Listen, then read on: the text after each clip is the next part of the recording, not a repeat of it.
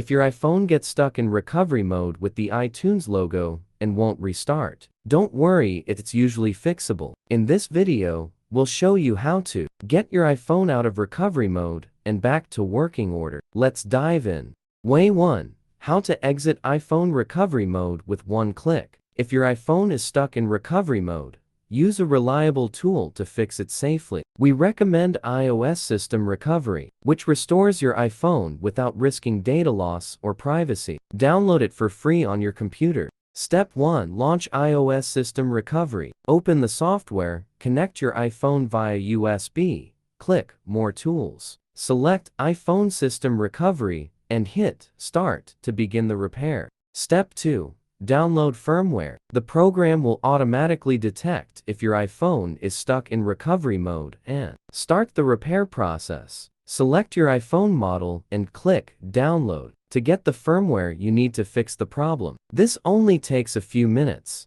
Step 3. Fix recovery mode issues. After downloading the firmware, the software will automatically fix the problem and get your iPhone out of recovery mode. Way 2.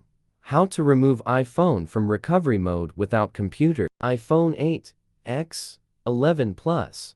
Press volume up, volume down, hold side until Apple logo. iPhone 7 Plus. Hold side plus volume down until Apple logo. iPhone 6 and earlier. Hold home plus power until Apple logo. Way 3. How to take iPhone off recovery mode with iTunes. Connect iPhone to your computer and open iTunes. Click Restore to reset your iPhone. Way 4. How to get iPhone out of recovery mode by entering DFU mode. DFU device firmware update mode is the most advanced recovery option available for iPhone and other iOS devices. It's often the last step to fix stubborn iOS problems, including recovery mode issues.